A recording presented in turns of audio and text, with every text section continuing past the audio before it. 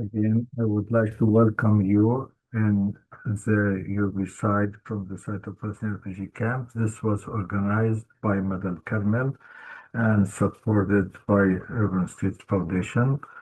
I am Dalal. I'm an architect and urban designer, and I'm a lecturer at Al-Qahira University. And we have three speakers. Their work and their expertise are very important. We're happy to have them with us, Dr. Khaldoun Bshara from Birzeit University and Fatima Abrikhis-Bidat from Tel Aviv University and Sandy Hilal from Adar, which is Decolonizing Architecture Art Research Institute. At the beginning, I would like to say that we will be explaining for 5 minutes about the topic, and then we will have intervention from the panelists for around 20 minutes, and then we will have the time to ask questions for around 20 minutes. I would like to say for all those who are following us, they can write their questions on the Q&A, and we are very keen to have your questions as well and to organize these discussions. Allow me first to give a background why the Palestinian refugee camps are very important and the herbicide is very important and how we can look from the refugee camp perspective about reconstruction in the Palestinian refugee camps. This issue came due to the in 48 to the Israeli occupation. We have hundreds of thousands of Palestinians who were misplaced and displaced to Lebanon, Syria, and also the West Bank and Gaza. We have 58 Palestinian refugee camps. 8 of them are in Gaza and 23 are in the West Bank. The refugee camps are important because the refugee camps are in a contradictory point where the refugee camp is built uh, for for a temporary residence or shelter, but for many factors, this is becoming for a long-term period more than they expect. So it is become, it's not known whether it's an ongoing dwelling place or a temporary one, or are they refugees, or are they considered citizens or city makers? And at the same time, are they victims, or they have the ability to rebuild the place?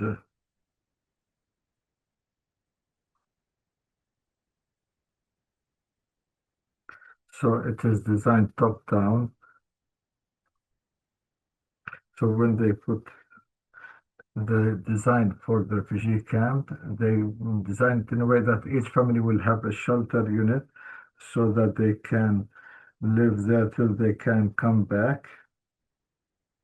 But then they become like as the refugee camps become more not like refugees, but it has memories, stories,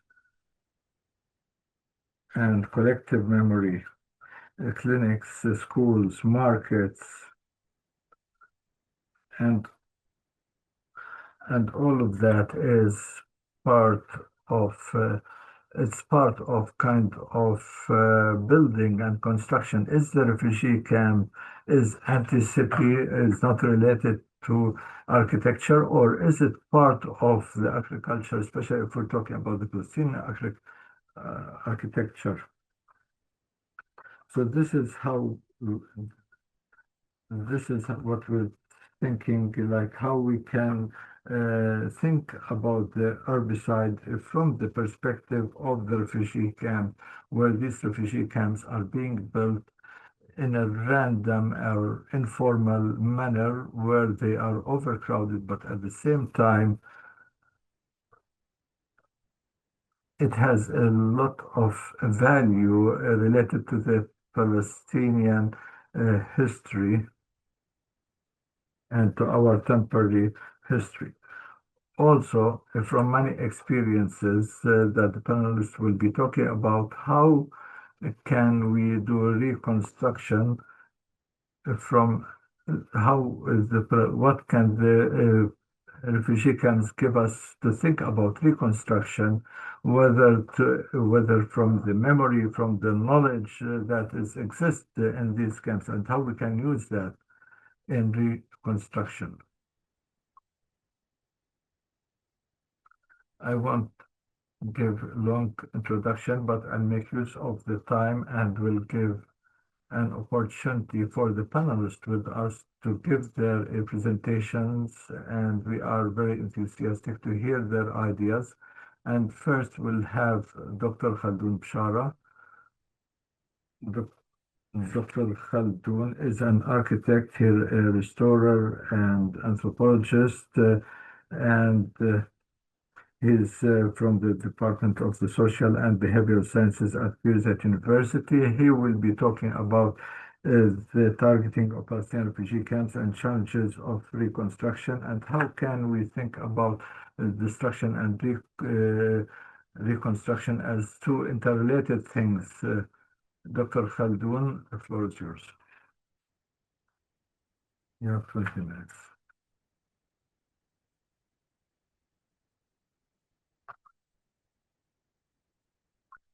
Thank you. I am Helmet and al-Carmel for hosting me, and I hope that our contributions will be fruitful and will raise questions, because what I will be presenting is not only just historical narrative, but it also filled with questions. Under the genocides, we need to have position. We are against the genocide, and with our people in Gaza, Jenin, Tulkarem, where they are facing a genocide, whether cultural, economic, urban. I will be sharing my presentation that I worked on from yesterday until today. Can you see my presentation?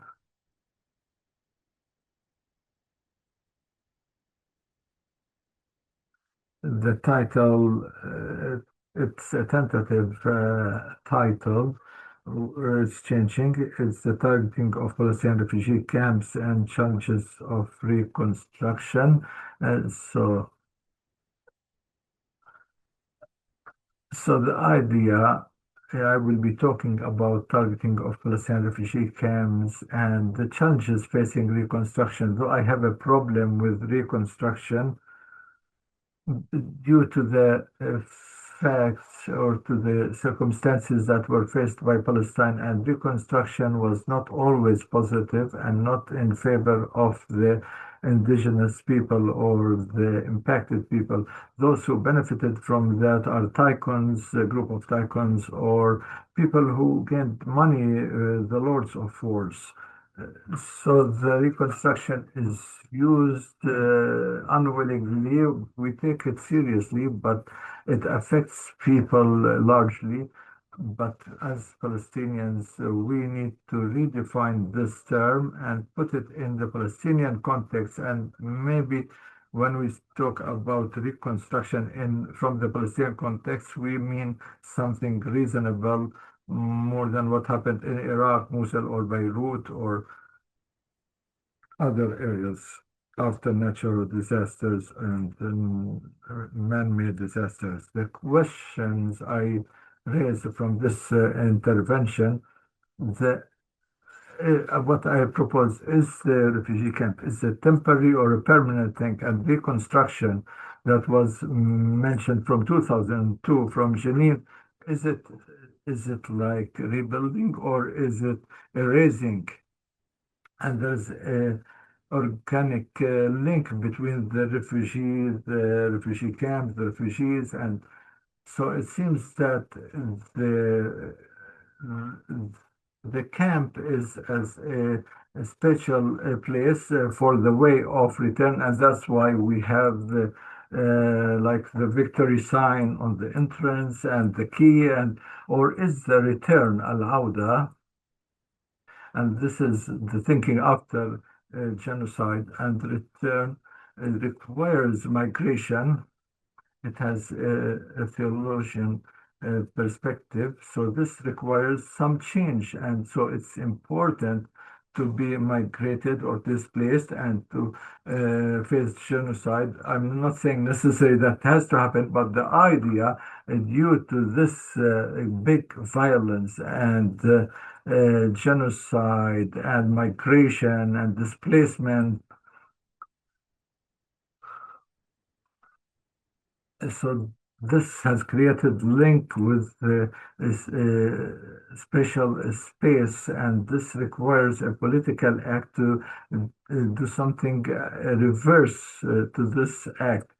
So the Palestinian refugee camps went through three stages: one before the UNRWA and the UNRWA, pre and post the UNRWA. So three stages pre-UNRWA, the UNRWA and post-UNRWA. And before I said that UNRWA will not disappear, but it seems what I thought in 2017 to be impossible. But now with the Trump the peace deal, and the Europeans were with the UNRWA against the American model, but now I see that in the horizon now we have breezes of change.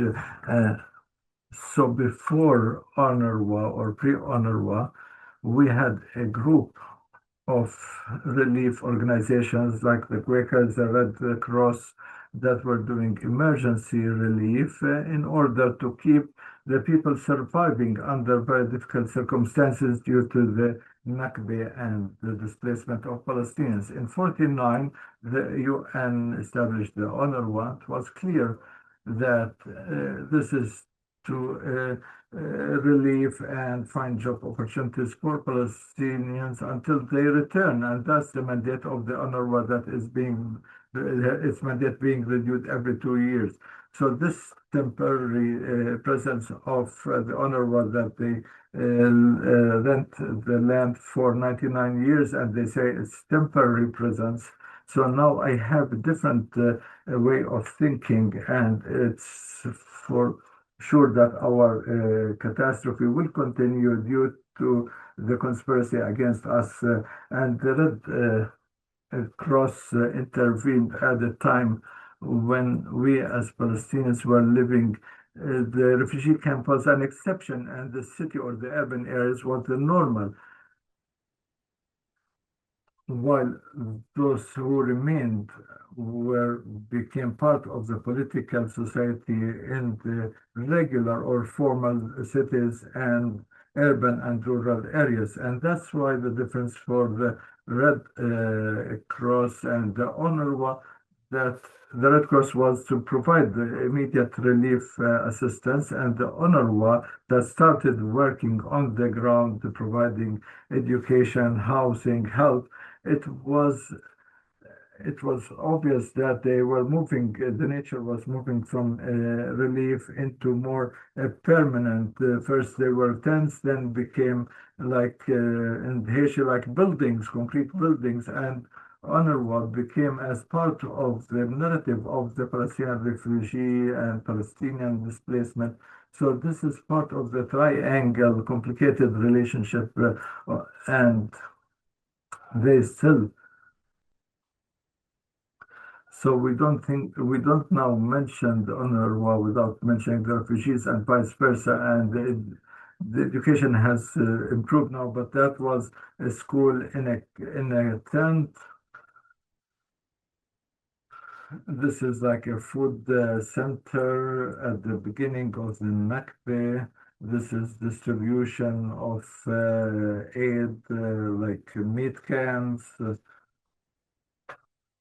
or like kitchen. So these pictures are known in our memory and as anthropologists or historians. This is the Chalazon refugee camps in 48 before it was being built. And we can notice that there is a network, a certain network, where there were roads, main roads, spaces.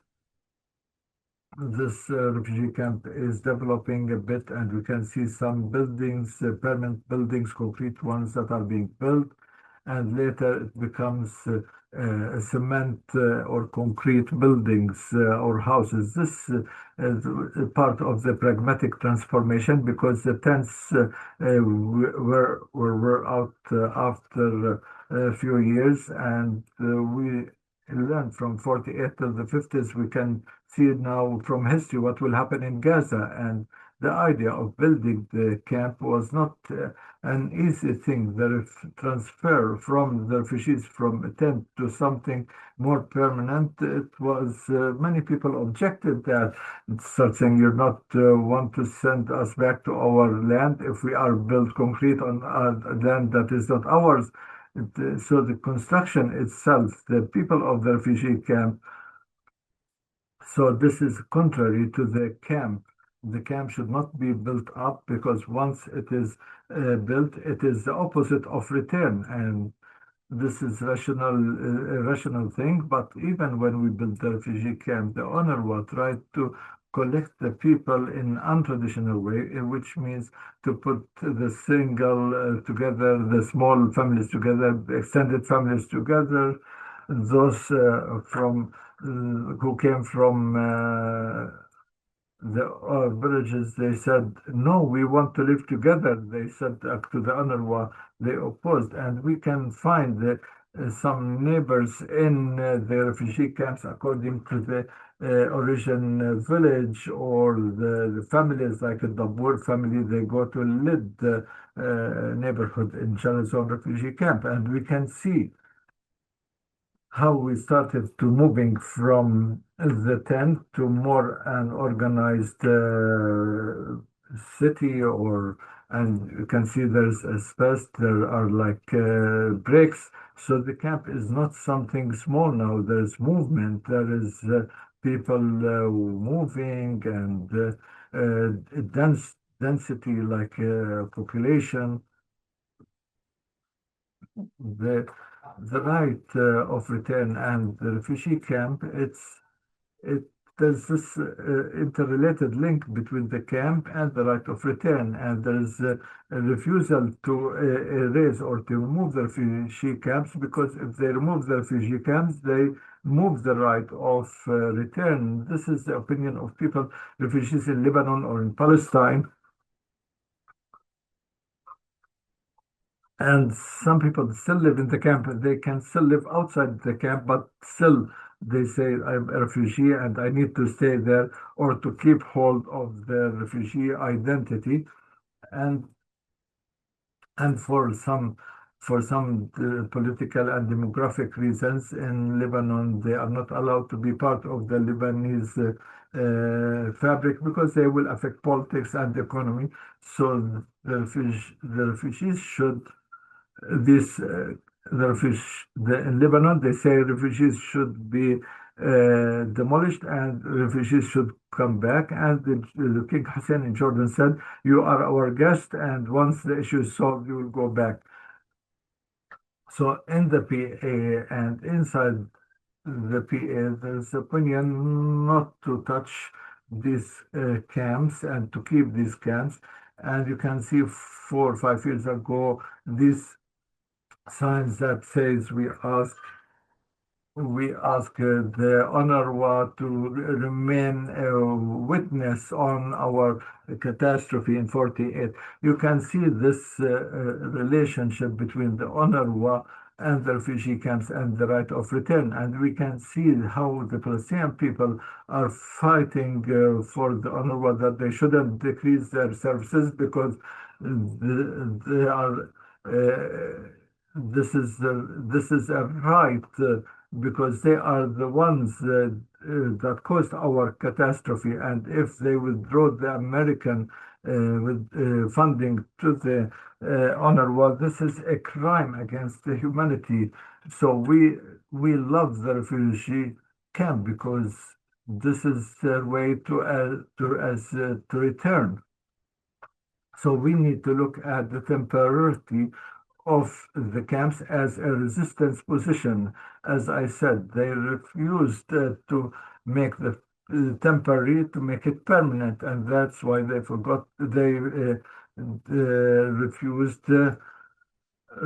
the cement houses, and they refused to call it like housing. They called it shelters and not to put like foundations for these shelters. After 77 years, we have to talk. Is it temporary after it became like a city and the UNRWA role is decreasing and the whole world now is living in refugee camps on different levels, even if they are living in a villa in Masyoun or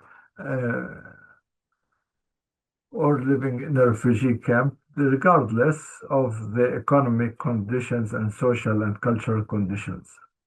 And thus, this temporality of the camps is not in the tents, but in dealing with it as an exception with a possibility to demolish it by a military camp. The refugee before that was to transfer the people from a very bad or dire situation to a little bit much situation.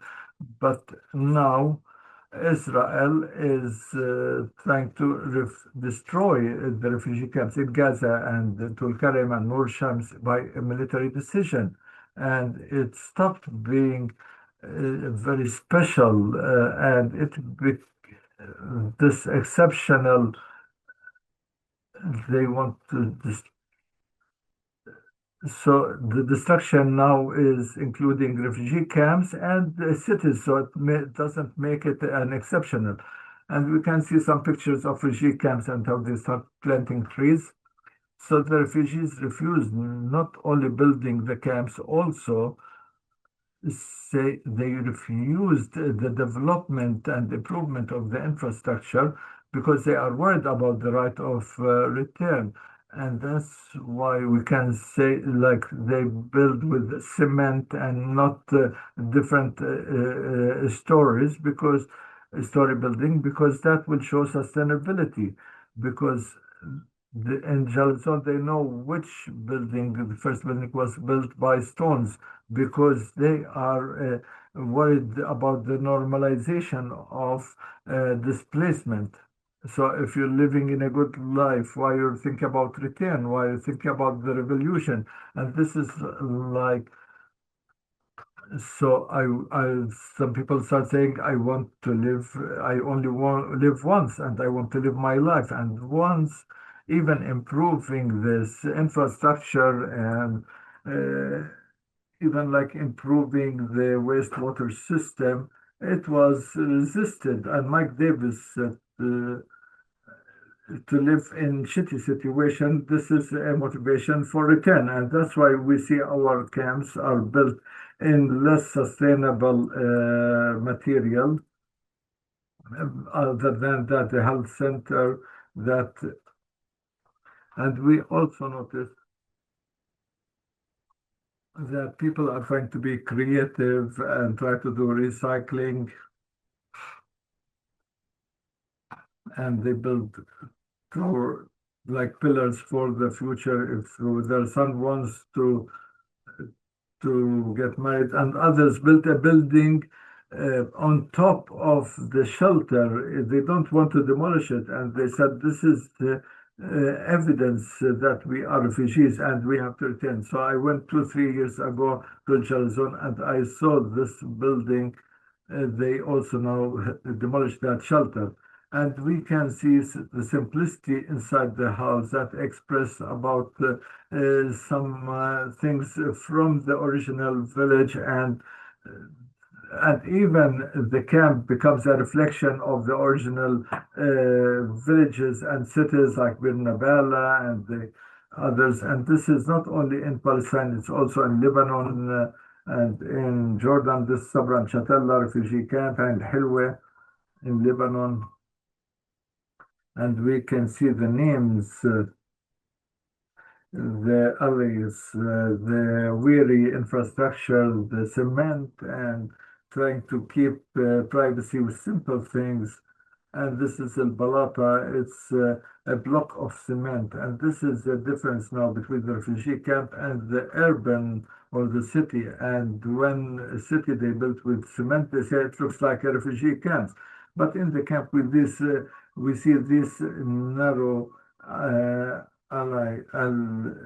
path, and this is one of the things that I talked about in 2012 in our dissertation, that we are trying to reflect our villages in the camp, even with simple material. Now, the transfer after Oslo, there's a new narrative that came out due to negligence or postponement of the refugees in the agreements. It was always postponed to the final status solution, and then new questions rose, like why the camps should remain bad, and how can we be partners in hometown but with no services. So you want us in the elections, you want us as workers, but you don't want to give us infrastructure, water and electricity or utilities. And after the return of Arafat, it now became this like conflict between the different status, social status, like those in Jerusalem, village, camp, cities, and so all that conflict, social conflict, and they look at the refugee camp as a social status.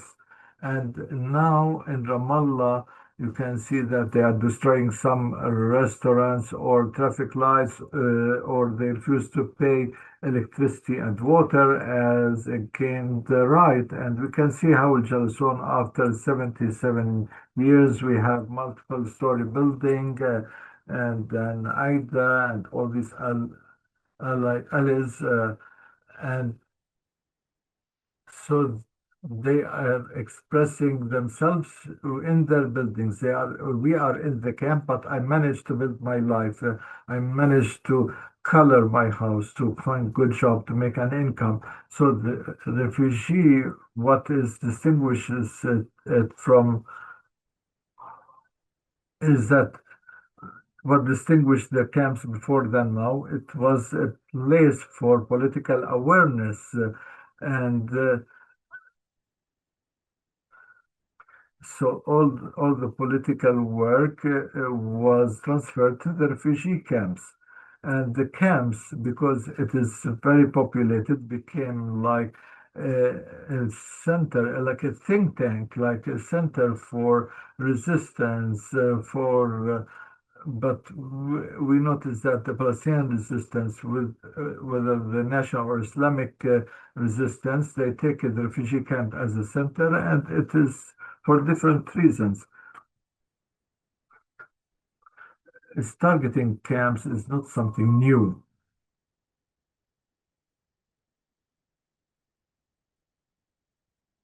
Regionally, Jordan and Al-Bared, so some camps emerged, others disappeared, and in Israel, that's their target. Israel is targeting camps not only from now, from 2001 when they destroyed Rafah refugee camp at Jenin. It's not the first time, and Tul Karim is doing it again. So targeting of camps is a result of an image for the spatial space. And so they are transferring that as a security problem, and So, and they are saying once we solve and remove these camps, this will bring peace.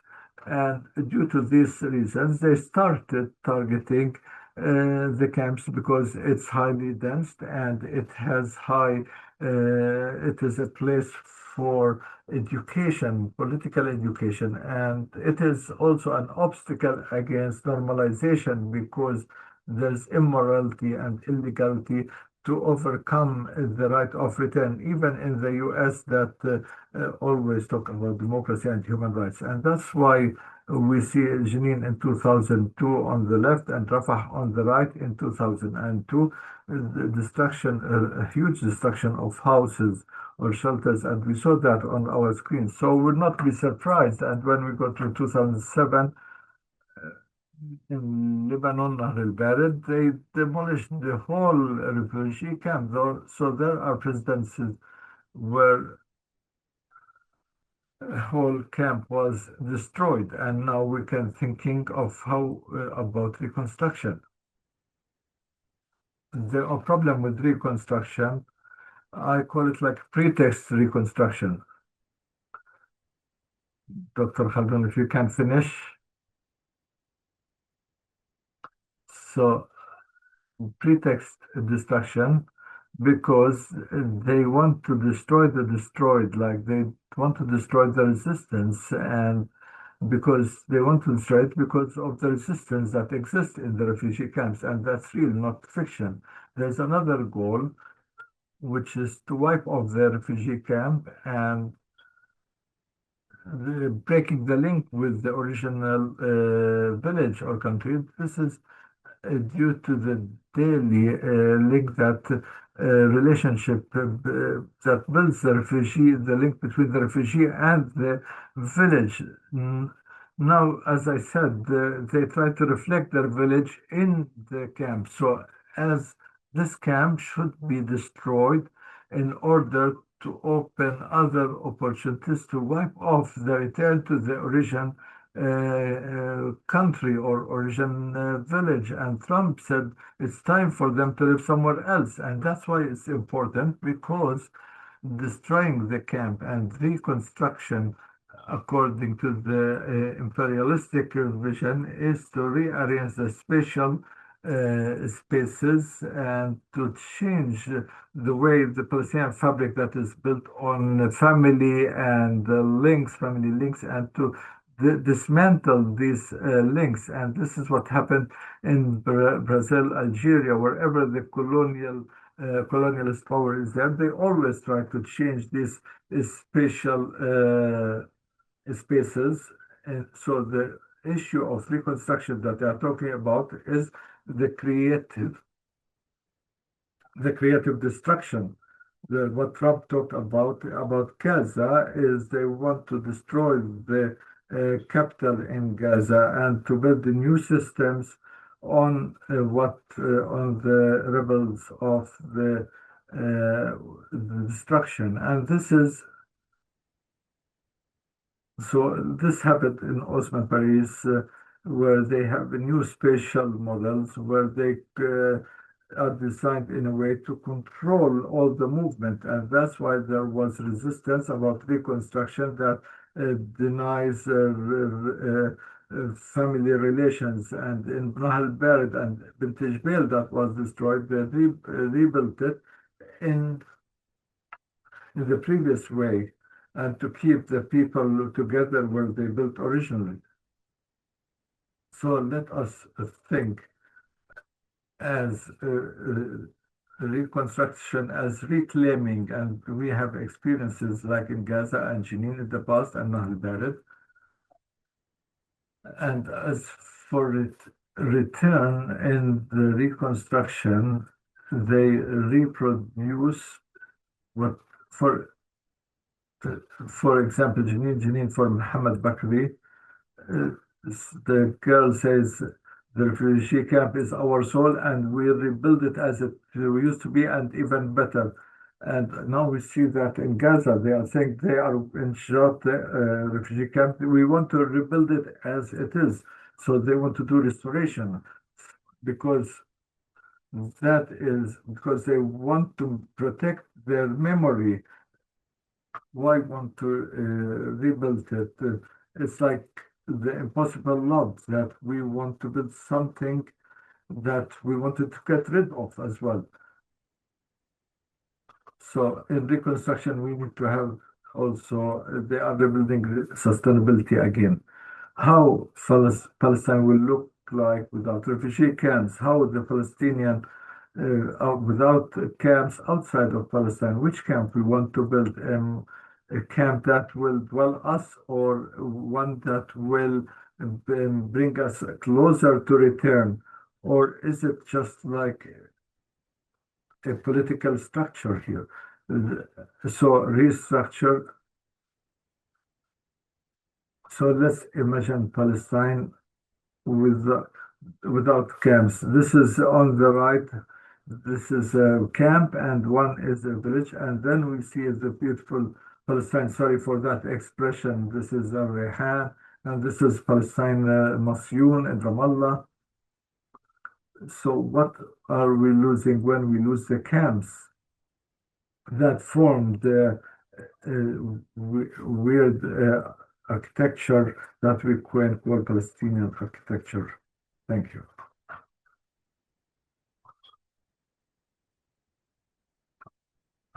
Thank you, Dr. Khadoun. We have many questions. I'd just like to remind our audience with us that you can write this Q&A, you can write your question. So share your questions because there are many ideas that came up with us, and it's very important to rethink about reconstruction. But what does the refugee camp mean for Palestinians? And is it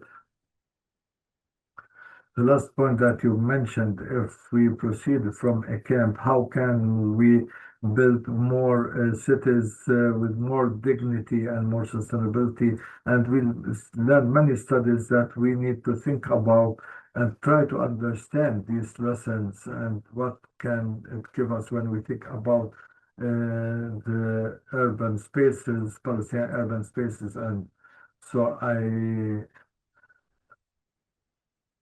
go to the second presentation. Dr. uh, Fatima Zubaydat, an architect and assistant professor at the School of Agriculture, and she's at university, Spaces and Transition Lab. She's in charge of it, and she has her studies from Technion in Haifa and postdoctoral studies in Germany, and she published Territory in Conflict, Areas of Development in Agriculture in Gaza, that took support from Graham Foundation, that talks about Gaza. Thank you, Graham. And thank you, Himmat, for this invitation. And Khaldun, you gave an introduction to the period after 67 war and the Israeli occupation. As this seminar will talk about herbicides, I had a problem with this term, herbicide, but after 15 years research in the refugee camps in Gaza, I I have my book, A Territory in Conflict, as I have talked about. So I will be touching upon the planning and designing and destruction of the camps after the Israeli occupation and what we see from the Gaza war.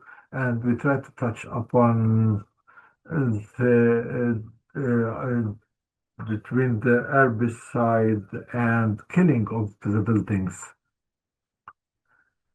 The last war in Gaza is genocide for everything that is living and unliving, for human and non-human, for all kinds of buildings. It exceeds our imagination.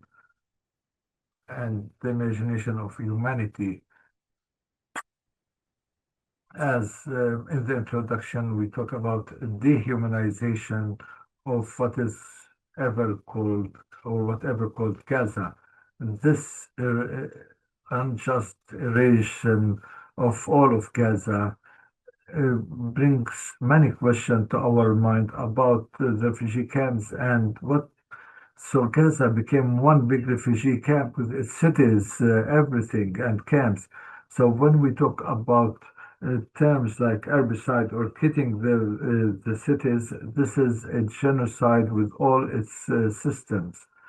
And this makes me question, is the total genocide can be called as herbicide or killing of buildings or under the killing of buildings or herbicide? Is the erosion of Gaza and the genocide in Gaza as was defined like Stephen Cram and Michael Cord and Shaw and others, like this is the herbicide that includes Syria, Sarajevo, Iraq, and even the war on Ukraine, where we see destruction for the building and killing the building itself, or because all the time we are see the targeting of buildings, this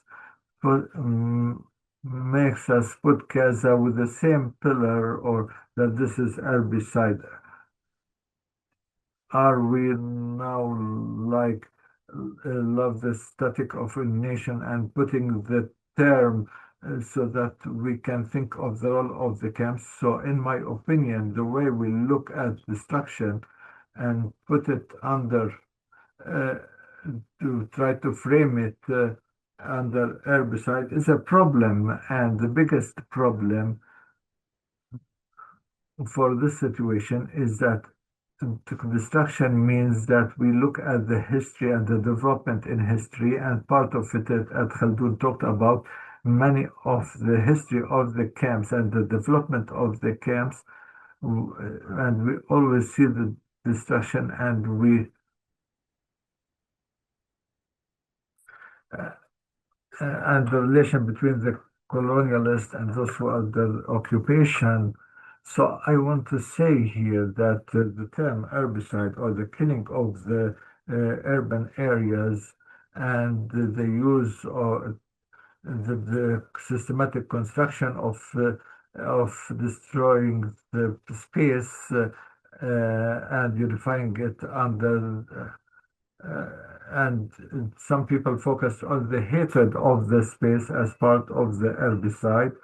Derek Gregory focused on the continuity of the colonialism as part of our understanding of the heritage of building of killing the buildings. All uh, these terms, they make us focus on the destruction itself and what is rather than what is the camp and how it was developed and other definitions. And there are two interpretations here.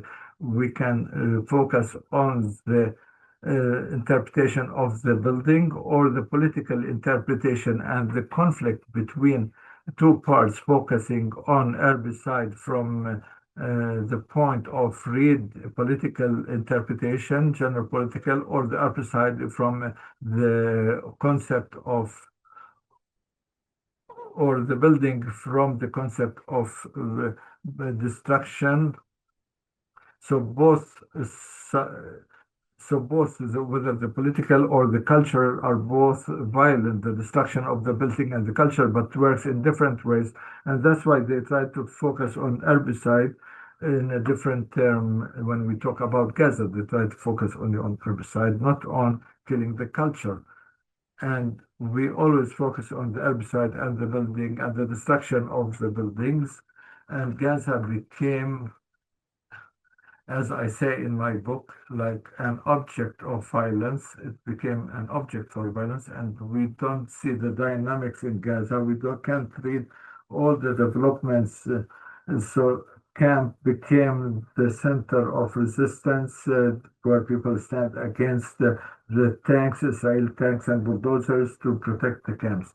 This is from the history of camp. I won't talk long because Khaldun talked how the refugee camps were established, 58 camps in the Arab countries, and also the UNRWA thing and all the planning and zoning in 49 when the UNRWA was established and started in 1950s, January in 1950. And this is where starting the dwelling of refugees in way or another. There were many plans to and we call social engineering or social engineering of the refugee camps so that UNRWA was part of it, was not isolated from that. It was funded by America and even Israel was one of the funders. That's before even the occupation. And we have to think about the problems also of that exist in the UNRWA. In 1967, after Israel occupied Gaza, and for the first time after in 1965, there was like the four months before the war, they met the refugees and they interviewed the refugees and they did survey for all the refugee camps. But in 67, they take the responsibility as an occupying authority over the refugees and the other locals. And this is so the first time they face the story, what can we do with the camps? What can we do with the original villages of the refugees? And this is where Israel is faced with the obligation to organize the life so that they can control the country. And this requested her to ask to invite experts from different universities and specialties, whether in agriculture, in zoning, in power, in architecture and planning, in order to research how we can develop Gaza and how can we organize the refugee camps again. And this, we had two teams, one team, economic team that run by economists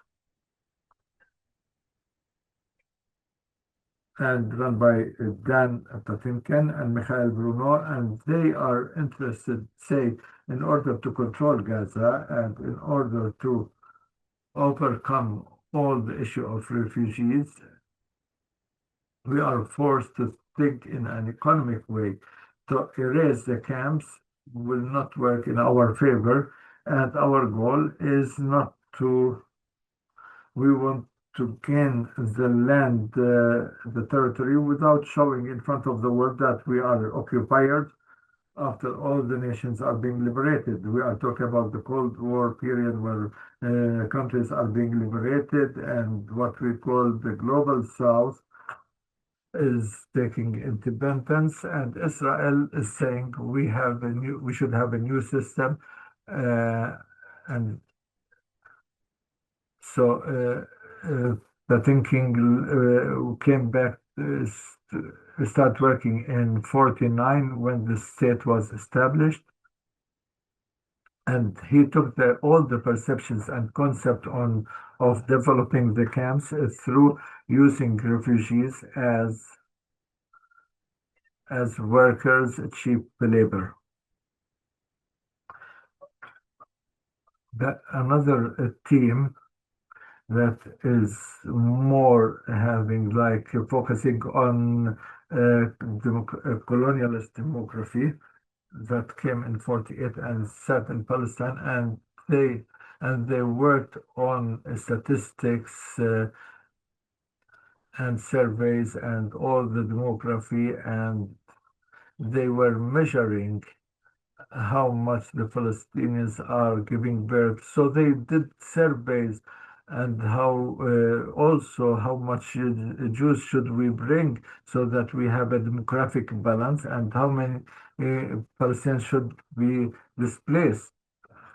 So these teams started talking to each other, and they said one team that we'll call the colonialist demography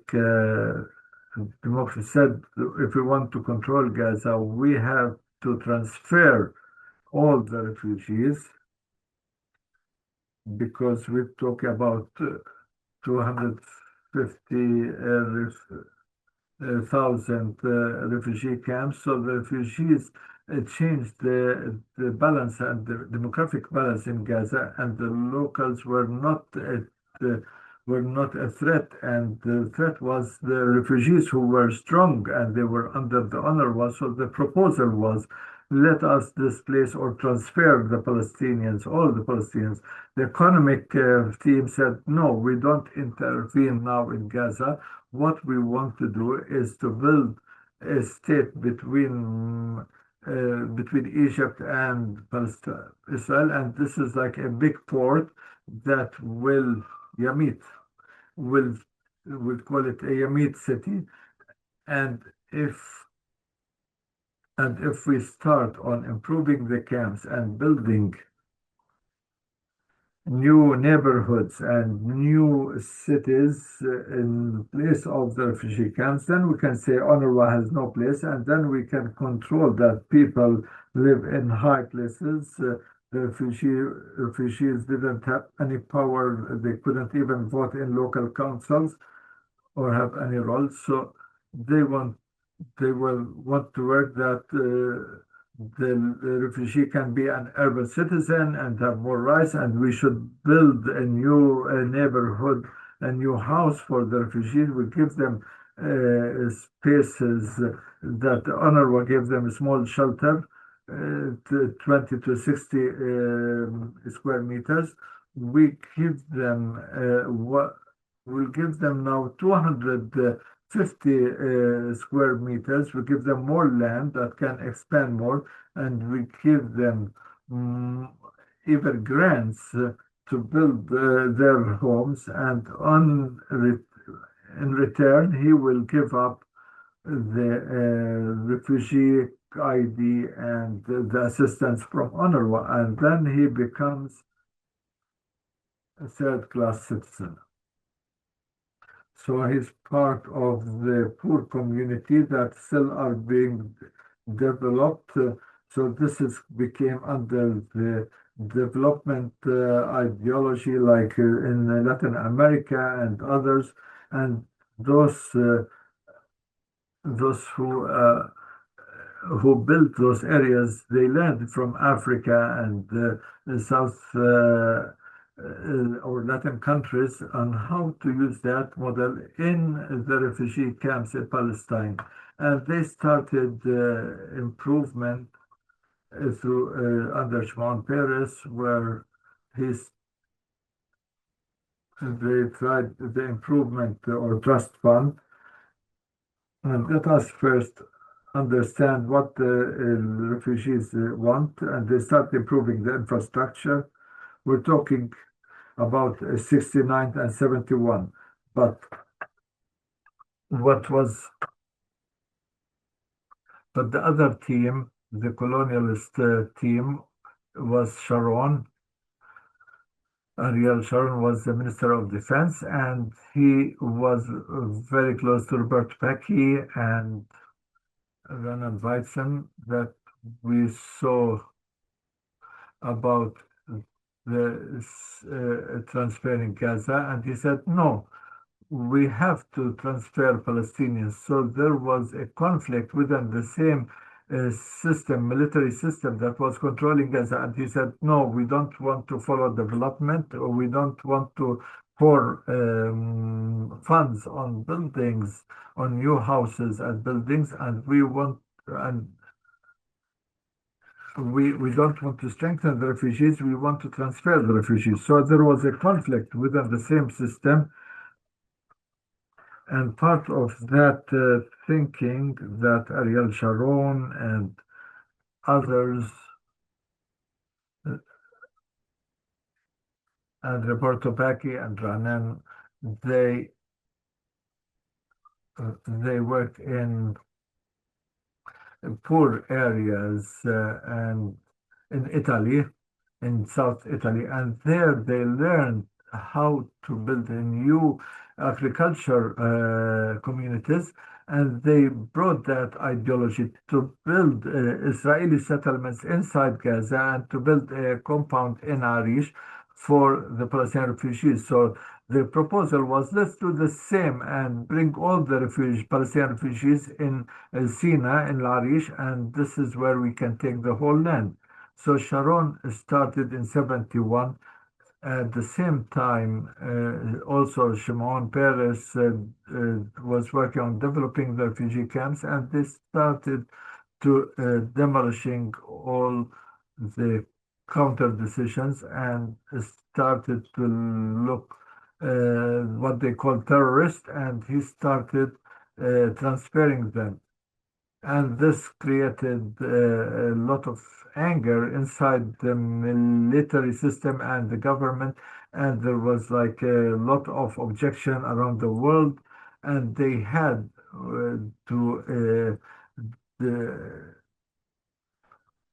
Sharon was sacked for this policy. Though this approach was followed in Vietnam, whether in Algeria or Vietnam or in Malaya. So this was, con- but for Gaza, this they wanted the refugees as a human cheap labor and to open the market. So after they sacked Sharon and they divided Gaza into colonialist areas, and so they divided the area to the north, and there's a architect team for the north. So they divided Gaza into big offices, each office that team, and how to rebuild and develop the camp through emptying the camp from the people and building a new housing. So when we take about Urbicide today, Israel destroyed big parts of that was built by Israel, whether hospitals, neighborhoods, even hospitals. So many of the buildings from 67 until Oslo and the infrastructure, which is huge work. And here's the question when we see Sarajevo and other countries, when they do the demolition in Iraq, we are talking about different way of thinking. We are talking Israel is building that places that they built the part of it and they had intentions for them to take. And this is where they started building. The first tile was in Jabalia, where they took them to Rafah, and at the first phase, 2,000 Palestinians from who agreed to move, and they relinquished the UNRWA card so that they will take new land, a Shatel, which is the only area, coastal area. That was the only camp Israel was forced to develop the Riviera idea, and another chapter in the book I talk about Rashad Shawa, who was the mayor of Gaza. So the conflict, are we going to keep the camp or remove it? Rashad Shawa wanted to develop also the coastal area and the Riviera. So on the other side, the Shata refugee camp is a strategic location, and Israel on the other side want to prohibit Rashad Shawa to take over the coastal area. So they wanted to empty the camp and to keep control over the camp, and now they built the Radwan. The Sheikh Radwan was planned from zero. It was Israeli planning.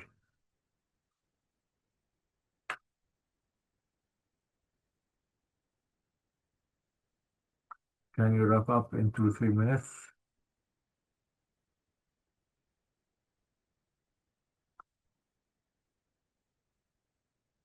It's very interesting. So 5 minutes maximum. So I look at the architects, how they learned from Latin America, how many of them said, no, we have to improve the Mediterranean and make them feel that this is their house, that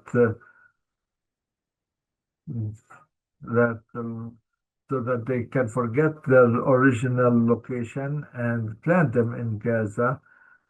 So all the architects, all, so in Africa also they did that. The last model was a growing house symbol.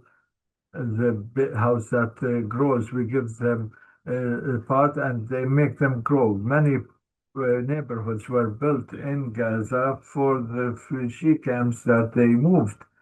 And what happened in 79 after Camp David, all the idea of occupying Sinai and the peace agreement with Egypt. So the borders came to Gaza Strip. Israel came back to Gaza and they had to evacuate Yamit and they had to demolish Yamit so that to make peace with Egypt. They made peace with Egypt, but not with Gaza. And Israel decided, and the ruling in the government change in Gaza, in Israel. You So it was more the right wing in Israel, and they wanted to build settlements in Gaza, uh, and there was a conflict with the architect who said that we agreed that we want to develop the situation of the refugees. So every open land around the camp, the settlers started taking control over all that, and the government supported the settlers and they gave them all the services, and the refugees became restricted in the camps, and architects tried to learn from Anton Tok and some of those architects who worked in Algeria, and he visited Gaza and Israel, and he gave plans on how to dwell the refugees. But of course, all the money went to settlements.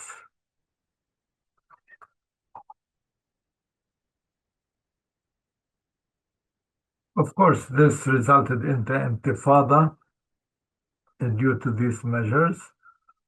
And then we had the Oslo Agreement in 93. It's another catastrophe for Palestinians. It divided us totally, fragmented us. And what happened in Gaza after Oslo, the years, this transitional period from Israel to the PA, and this handover, Palestinian architects started working with the Israelis on the infrastructure and what kind of buildings should be built in Gaza. So we understand that all the plans and all the zoning and planning in Gaza are always present in the archives and the mind of the Israelis, and it's not something new to them.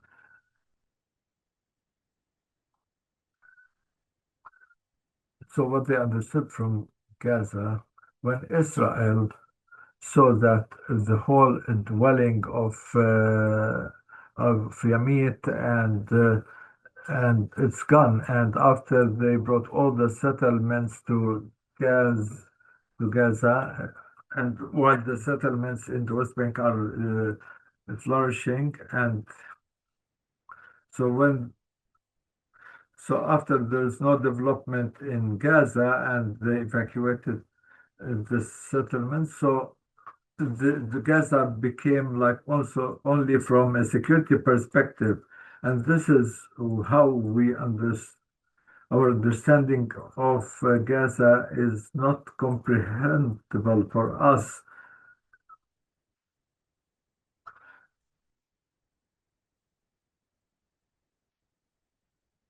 Just to sum up,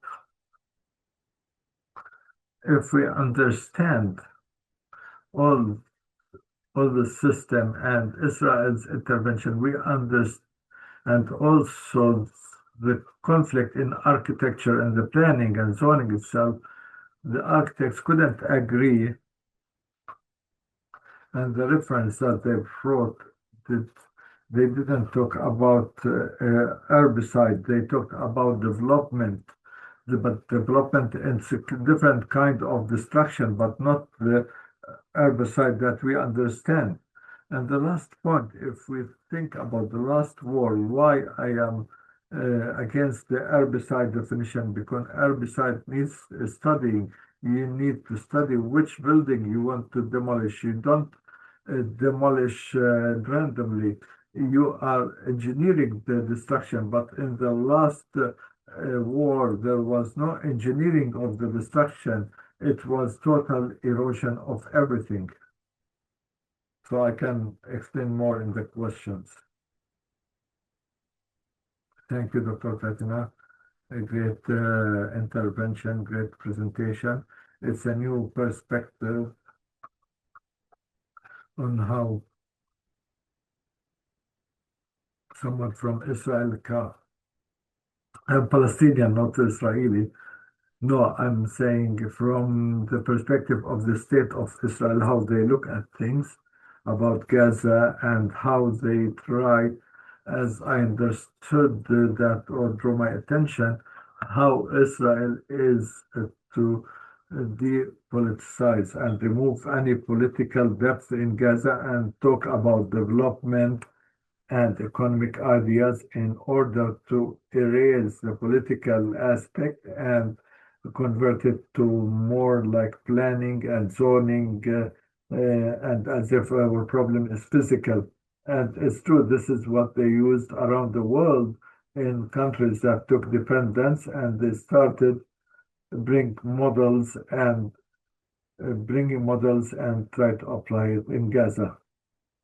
This is a very important topic, and there's another important topic that draw my attention in this in presentation, like this beautiful documentation about Gaza. The question is, what is the role of architects today if we are talking about rebuilding and this rebuilding and extermination and erosion? What can we do today as architects? But before we go into the details, I want to introduce Dr. Sandy Hilal.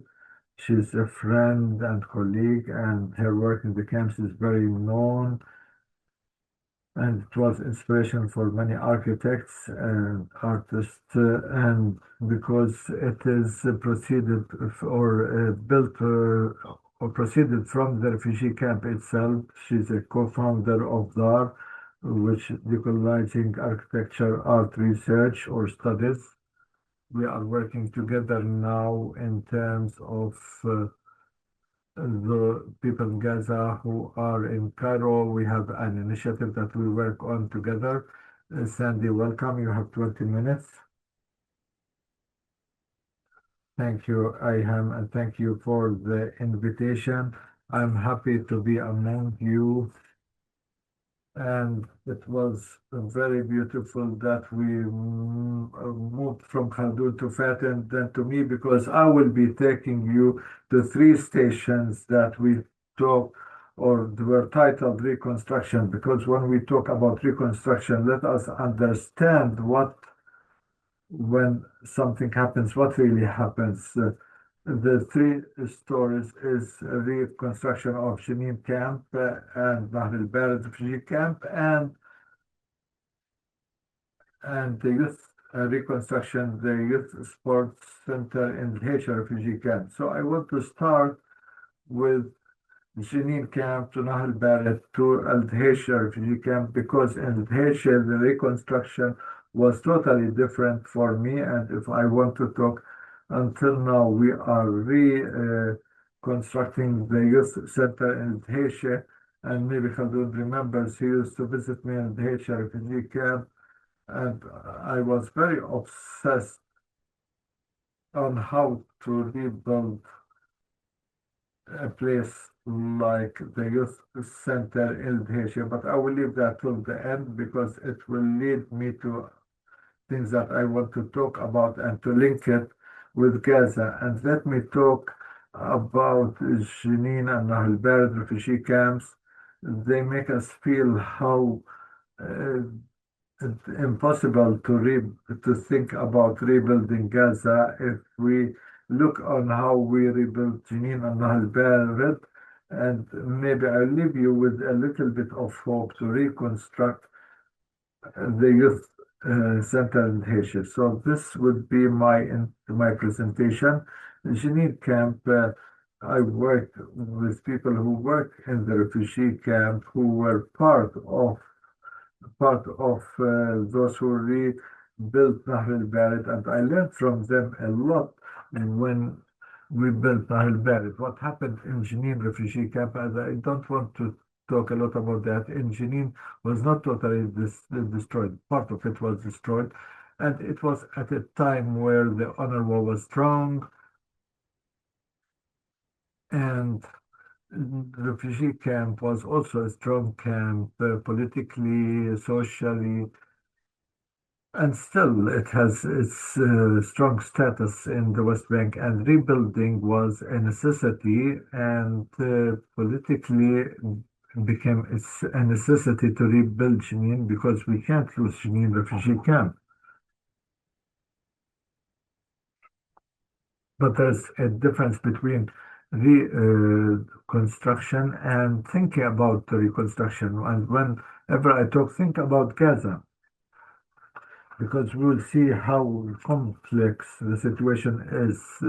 Engineers, there were no plans, and who has what, and the UNRWA usually not all the people come, not all the people by a decision from the Israeli military not to build more than two-story building. But after that, after Oslo, people started building without any licenses. So things were not clear. This house was four-story buildings. That was a five-story building. So it became part of like more people started saying what they have, and those who had like a small house, they started telling you, I had a three-story building and each story is 280 square meters. These people who are not scared of their God, or they don't so they start telling me I lost a building, like six-story building. So it was really complicated to understand who owns what and has had what, and it, it reached a point where they killed one of the British architects who was working at UNRWA, because it reached a point that that they caused injustice to, like calculating the square meters that he gave to some people. So Jenin was a big neighborhood, and when Nahr el-Bared was destroyed, we were scared. I said we because I was working with the UNRWA at that time, and they brought all the architects who worked in the West Bank, in Syria, in Gaza. They collected a big group in Nahr el-Bared, and they said, what can we do? especially that the Lebanese government at that time said not even 1 square meter extra. What this is what is you will deal what you have. In Al Bared, we had only the streets where we managed to know where the streets are. So with all the architects and they sat with the people and they drew maps for all the people and not all that. When we drew all these maps, we are talking about a very small refugee camps in comparison together. It's so small. So what's happening in Gaza, it's like Nile Bad's a drop in the sea. When I went to Nile Bad the first time, it really touched me, and that we drew on table on papers, and they had like they write the right of return to Nahr al-Bard, and I asked why it's not to Haifa or Yafa the right of return, and what really make me understand that the camp is not a right of return. It is a right of return and right of existence at the same time, because the camp is the life of those people, and Gaza is more and more taught us that we are not facing the right of return, but also the right of existence, that we have the right to continue where we are. And when the camp is composed and carries the right of return and the right of existence, so it's the right of the present and the future and the past, it becomes a complex, it's compounded in a very complex and difficult way. And when you write the right of return for of the people to the camp, they understand the meaning of the camp. They understand the importance of that camp. They want to go back to Nahal Bared, to their lives. They want to go back to their neighbors, and to everything beautiful that was there. After we drew all the maps, we had 1 month public court, and we put all the maps everywhere, and anyone has an objection, because this is the space. If they want to take 30, someone wants to take 30 meters extra, he will take it from others, his neighbor, his sister, his brother. There's no other equation. So we had 1 month where people like, when we reach a point that everyone agrees on the design, so that we can go bit by bit to rebuild the Nahr al-Bared refugee camp. But I want to go back to the discussion at the beginning of reconstructing Nahr al-Bared, and every time it comes back to my mind, where there were two parts, like a junction, to rebuild Nahr al-Bared, or two ways. Some of the enthusiastic youth who said that Nahr al-Bared is 70 years of power structure.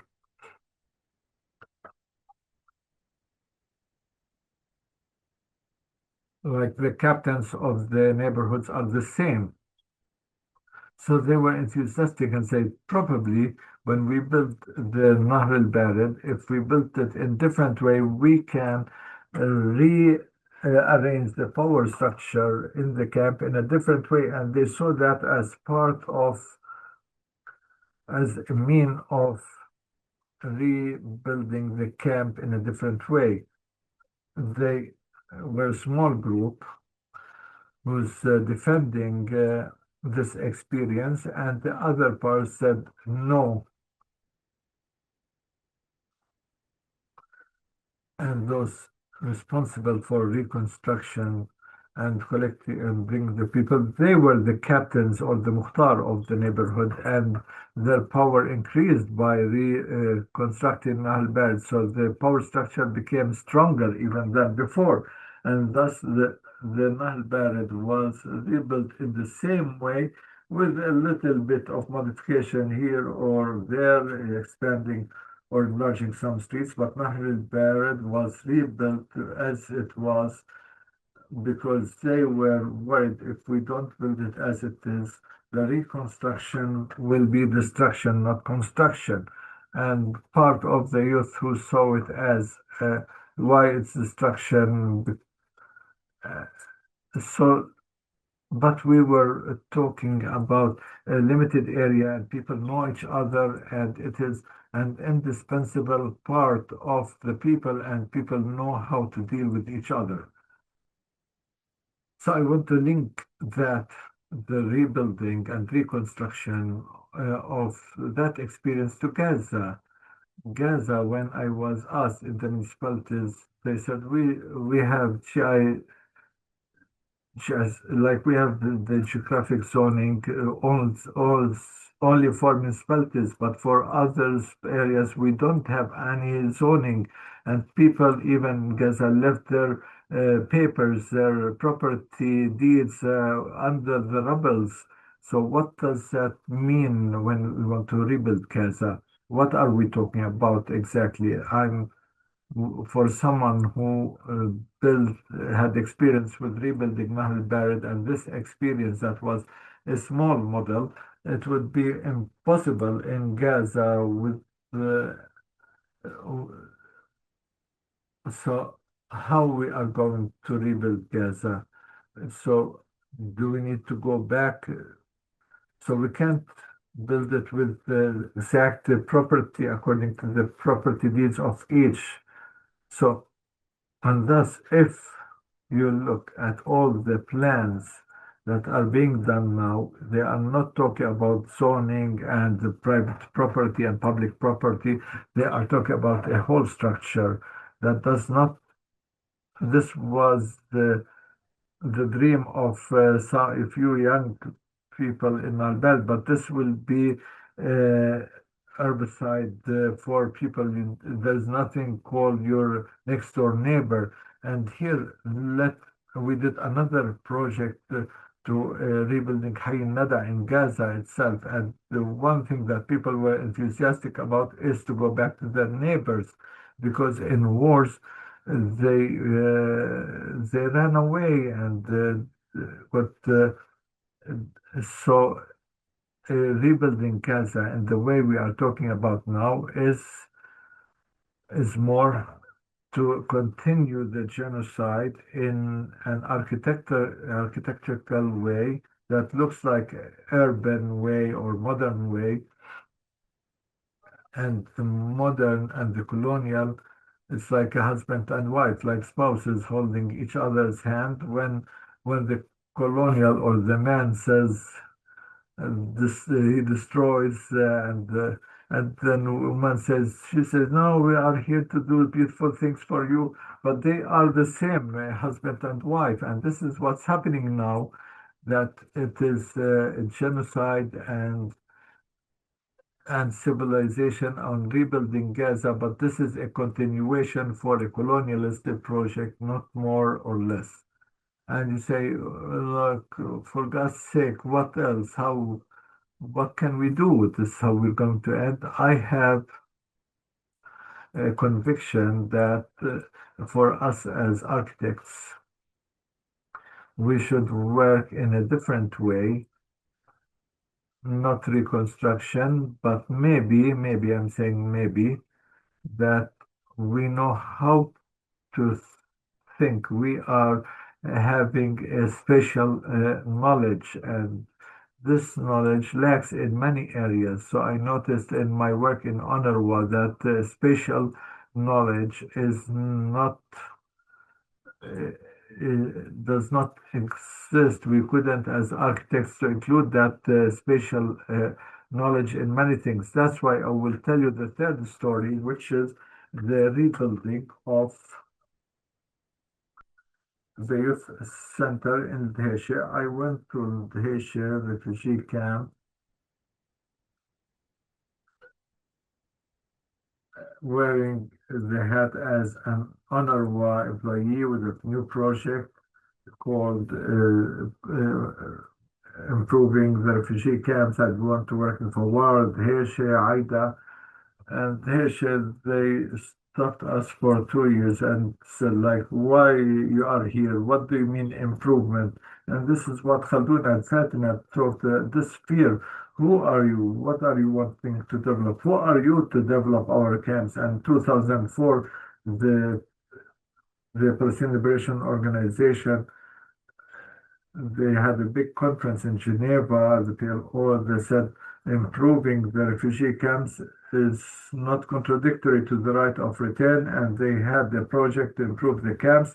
And I was part of that project, and we started doing research, first with Stuttgart University, then with we did it as department in the UNRWA, and they thought that we will finish will improve the camps and we'll have the solutions coming on our way, but nothing went right at all. When I went to Dheisheh, and for those who don't know, Dheisheh is one of these camps where the political powers that were built in 70 years and in very important way, like I'm talking positively and negatively. They are very strong, the political parties, and they say that they always say tourists will visit the Church of Nativity and the Dheisheh, and the mayor of Bethlehem should be selected by Dheisheh. They joke about it, but to show how much influence they have, not only in Bethlehem, but also in the West Bank. So cultural, political influence and social influence. So after 2 years of when they talked to me and discussed with me what we mean by the improvement of the camps, and they really exhaust us with what and who and where. So they understood that we can be in partnership. Eventually, we're all Palestinians, and there's nothing written on stone at the UNRWA. And for those who work in UNRWA, they'll understand that there's a lot of margin for change and modification. So it depends on who leads that department at that time. So because the plan of the UNRWA is for 3 years, and when I became part of the UNRWA, understood how the mechanisms work there. So we have a DAR, the collective, the foundation. I said DAR will last more than the UNRWA because every 3 years they don't know if they will continue or not. So this issue that this mandate is for 3 years, it creates a way to implement things in a different way. And this, so we did community participation, and I believe that we need to listen to the needs of the people and on this participatory approach. And we did elections and voting on all the issues and what are the priority list.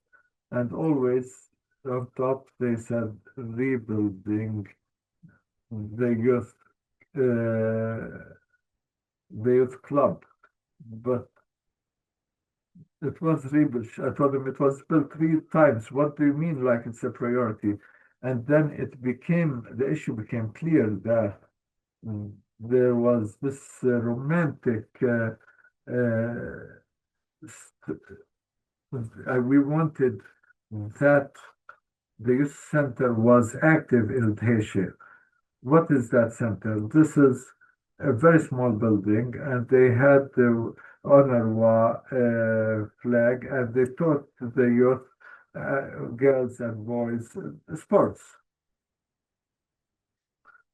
The UNRWA said it's good to focus on physical education, but under sports, they created all the political powers and parties in the 60s and 70s and 80s.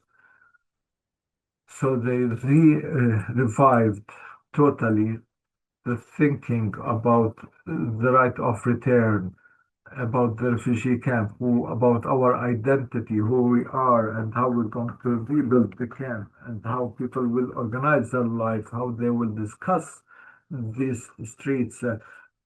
So all that for many years until Israel found out that this club is a cover for other things, and every time rebuild.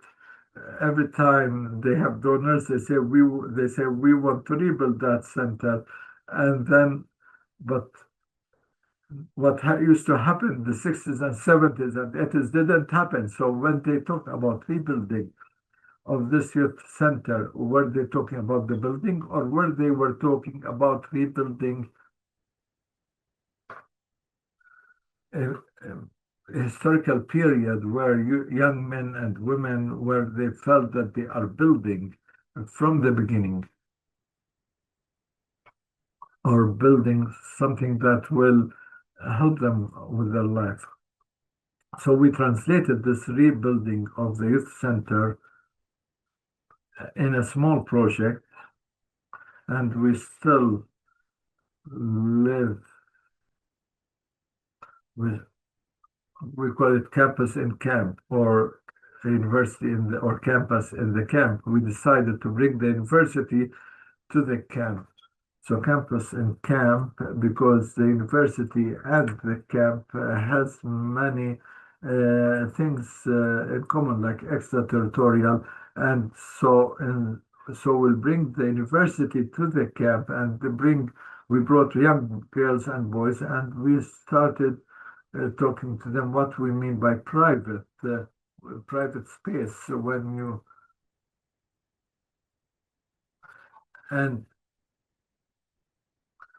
so these are things that you write between you and your neighbor to protect your things. You don't have is private. What means private? What means public? When the streets are when the people of the camp are the ones discussing in the streets when they want to open their window, they ask all the neighbors if they open that window is correct or not, because that window should not overlook on the window of the other neighbor. Imagine how everything is interrelated here. So we created a common dictionary or to understand on how we can understand the camp today. Maybe in the 60s and 70s it was something, and the 90s became something else, and now it's something else. And the idea came that we in the camp, we want to protect the heritage of our ancestors, but we don't want to wear their clothes, their suits, instead of wearing their suits, the clothes of the 48. Can we wear different clothes and to understand who we are today so that we can rebuild the youth center in different way? Because the youth center was for people in the 60s, they were 20 years old. It wasn't, and we can't, these young people are now old people and became leaders. So how can you rebuild these places that allow for transformation of knowledge that all the time is there to continue and to understand how we today will rebuild our concepts, our culture? Are we expressing the private space and the public space the same? Do understand Gaza in the same way? And I want to end here by a very important story for me that taught me a lot. When I came back from Italy as an architect, I felt like the beauty of Italy and the squares. I want to come back to the country and build similar squares. And then I went Al-Fawar refugee camp, and I was studying in Italy, and so also in Birzeit, there's an open square, and you can reach it from different areas, and this is where students uh, come together. So really, I was very enthusiastic, very happy, and I want to create similar spaces. And I went to Fawar, and they told me, "What do you mean, a square open for everyone? We don't have a municipality. Who will control and manage this square or the space?" After 8 years of discussion on just having a square in Al Fawar, and one of the longest discussions in my life, we came up with is with with a sitting room without a roof with four doors, and people come in and out. And who will use it at that time, whether it's only for women? So if there's a party for women, and then if for children, time for women, and what we call the public for us should have a step. So there should be a barrier. So if we want to be in charge of these spaces, so uh, there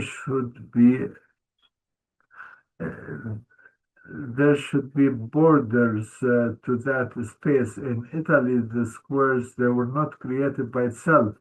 The host is the state there. We don't have a state.